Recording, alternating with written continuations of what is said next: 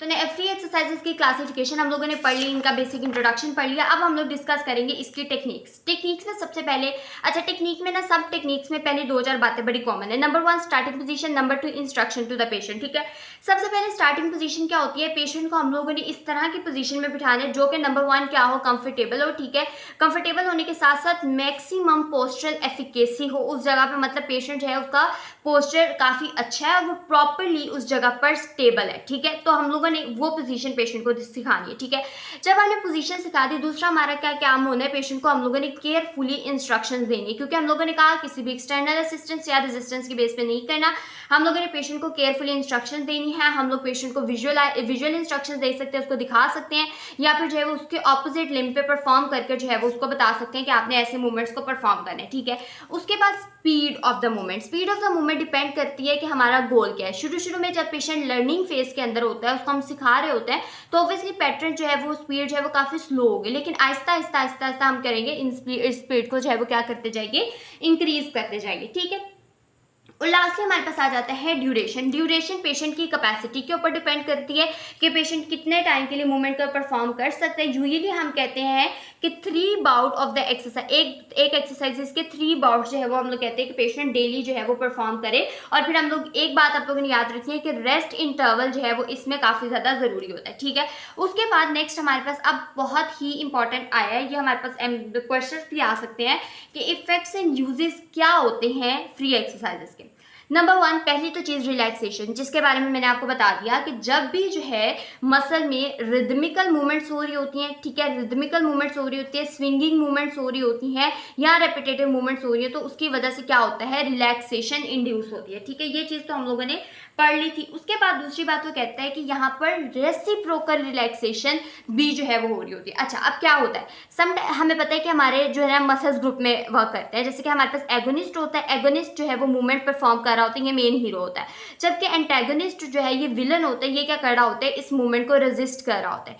एक मूवमेंट के दौरान जब एगोनिस्ट वर्क कर रहा है, ठीक है, तो हमारे पास क्या होता है, उसका ऑपोजिट जो मसल होता है वो क्या कर रहा होता है, रिलैक्स कर रहा होता है। ठीक है, कॉन्ट्रेक्शन और रिलैक्सेशन। ठीक है, ये एक चीज चल रही होती है। फॉर एग्जाम्पल अगर बाइसेप कॉन्ट्रैक्ट कर रहा है, ठीक है, फ्लेक्जन हो रही है एल्बो की, लेकिन जो हमारा ट्राइसेप है इस दौरान वो क्या करेगा, रिलैक्स करेगा। ठीक है, तो हम लोग कहते हैं कि यहाँ पर रेसिप्रोकल रिलैक्सेशन भी हो रही है। अब इससे क्या सिंपली बात ये है कि जब भी पेशेंट हम लोगों ने उसको एल्बो की फ्लेक्शन करा रहे हैं, एल्बो की फ्लेक्शन के साथ साथ क्या हो रहा है, एल्बो के मसल तो कॉन्ट्रैक्ट कर रहे हैं, लेकिन रिलैक्सेशन उसके ट्राइसेप के अंदर हो रही है। तो ये एक रेसिप्रोकल रिलैक्सेशन की जो कॉन्सेप्ट है वो भी यहाँ पर आ रहा होता है। ठीक है, जिसकी थोड़ी सी example, exercises with in the particular muscle group strongly achieve reciprocal relaxation of the opposing muscle. जैसे कि उसने हमें एग्जाम्पल दी है कि स्कैपुलर रिट्रैक्टर और शोल्डर एक्सटेंसर वर्क कर रहे हैं, तो वो पेक्टोरलिस मसल की जो कि इंटीरियर मसल होते हैं चेस्ट के, उसको जो है वो क्या कर रहे होते हैं, रिलैक्स कर रहे होते हैं। ठीक है, तो ये हमारे पास एक छोटी सी बात थी। उसके बाद आती है ज्वाइंट मोबिलिटी।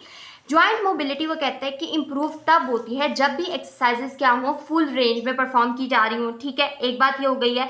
दूसरा ये कि अगर पेशेंट की रेंज लिमिटेड थी तो हम क्या करते हैं, समटाइम्स अगर पेशेंट बियर कर पा रहा है तो हम ओवर प्रेशर अप्लाई करते हैं ताकि जो ज्वाइंट मोबिलिटी है उसको मेंटेन किया जा सके। ठीक है, उसके बाद हमारे पास आता है मसल पावर।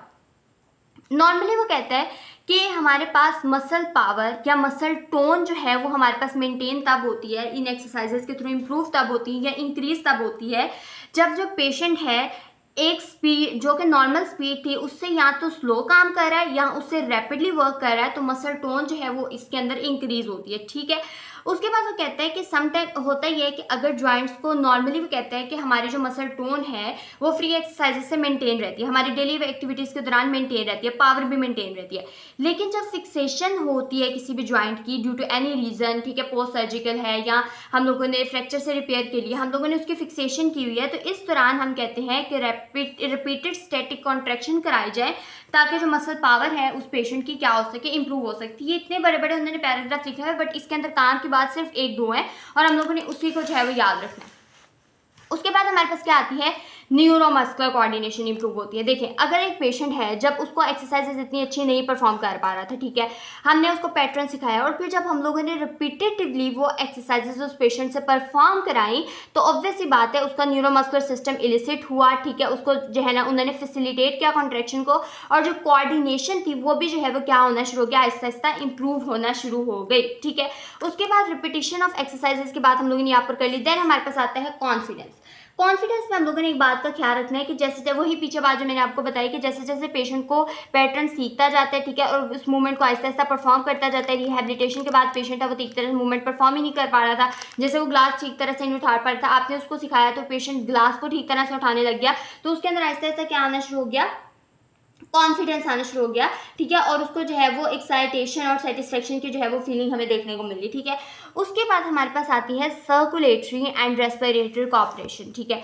एक बात आप लोगों ने याद रखनी है कि जैसे जैसे हमारे पास मूवमेंट्स परफॉर्म होती हैं, तो ये हमारे सर्कुलेटरी सिस्टम को, हमारे रेस्पिरेटरी सिस्टम को, कार्डिक सिस्टम को, ठीक है, इन सब इसके अलावा हमारे पास जो अदर सिस्टम्स होते हैं, हार्मोनल सिस्टम को, ठीक है, इसके अलावा आर्टरीज वगैरह सबके पे इसका जो है ना वो एक इफेक्ट आ रहा होता है, ठीक है। अभी हम देखते हैं वन बाय वन।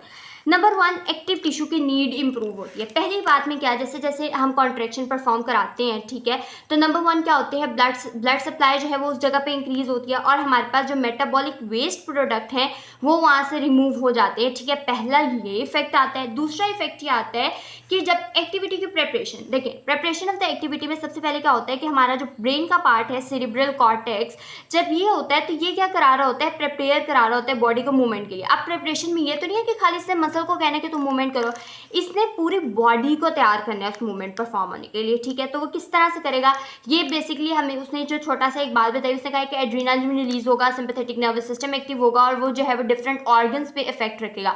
अब हम सबको पता है कि सिंपैथेटिक नर्वस सिस्टम का क्या इफेक्ट होता है, रेस्पिरेटरी सिस्टम पे क्या होता है, ये हमारे पास रेस्पिरेटरी रेट को जो है वो इंक्रीज करेगा, ब्रीदिंग ज़्यादा होगी।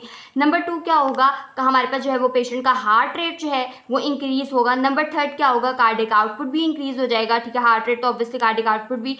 उसके बाद पेशेंट का वेनस रिटर्न भी इंप्रूव होगा, फिर ब्लड सर्कुलेशन भी होगी, आर्टरीज भी डायलेट करेंगे, ठीक है। इसके अलावा जो है ना वो डिफरेंट अदर इफेक्ट्स होंगे, हमारा जो वेजोमोटर सिस्टम है वो सारे सिस्टम जो है वो एक्टिव होकर ना ये सारे इफेक्ट्स जो है वो प्रोड्यूस करेंगे, ब्लड की रीडिस्ट्रीब्यूशन होगी और वो सारी चीज़ें होंगी, ठीक है। तो ये सब चीज़ें भी होंगी जिसकी वजह से उसने ऊपर कहा है कि सर्कुलेटरी और रेस्पिरेटरी कॉपरेशन जो है वो रेस्पिरेटरी और सर्कुलेटरी सिस्टम इंप्रूव होता है, ठीक है। तो ये चीज़ होगी प्रिपरेशन ऑफ एक्टिविटी में। सेरेब्रल कॉर्टेक्स एक्टिवेटेड हुआ, उसने एड्रेनालिन रिलीज किया, एड्रेनालिन सिंपैथेटिक नर्वस सिस्टम को एक्टिवेट करके कुछ स्पेसिफिक प्रोडक्ट जो है ना उसने प्रोड्यूस किया, ठीक है। उसके बाद हमारे पास दूसरा आता है लोकल सर्कुलेटरी चेंजेस होना शुरू हो जाएंगे, ठीक है। जाहिर सी बात है जब आर्टरीज डायलेट करेंगी तो उस जगह पर सर्कुलेशन क्या होगी, उस मसल की इंप्रूव होना शुरू हो जाएगी, तो ये एक पॉजिटिव इफेक्ट आएगा। उसके बाद आता है हमारे पास एक बड़ी ही यहाँ पर आसान सी बात है, वो ये है कि वो कहता है कि जब भी ड्यूरिंग एक्सरसाइजेज जो हमारे रेस्पिरेटरी और सर्कुलेटरी सिस्टम है वो इंप्रूव होता है, और उसकी एक बड़ी वजह ये है कि जो वेनस रिटर्न है वो इंक्रीज होता है, ठीक है। वेनस रिटर्न क्यों होता है, पंपिंग एक्शन होता है रेस्पिरेटरी मसल के एक्टिवेशन की वजह से, ठीक है। प्रेशर एग्जर्ट होता है आर्टरीज की वॉल की मसल के कॉन्ट्रेक्शन की वजह से, ठीक है, जिसकी वजह से हार्ट जो है वो ब्लड जो है वो पंप होता है हार्ट की तरफ, ठीक है, और उसकी वजह से वेनस रिटर्न, और वेनस रिटर्न के साथ साथ एज अ रिजल्ट क्या होता है, कार्डिक आउटपुट भी जो है वो इंक्रीज होती है, ठीक है। तो ये हमारे पास ये सारे इफेक्ट आ गए, इनके अंदर मेन बातें तो वही बात है, सेरेब्रल कॉर्टेक्स वाली बात, उसने सिंपैथेटिक नर्वस सिस्टम को एक्टिवेट किया, ठीक है। उसके बाद एड्रेनालिन एक्टिवेट हुआ और सारे उसने जो है वो इफेक्ट प्रोड्यूस किए, लोकल सर्कुलेटरी चेंजेस हुए, आर्टरीज डायलेट किए, उसके बाद परमिएबिलिटी इंक्रीज हुई और जो है वो ओपन हुई और उसकी वजह से जो है ना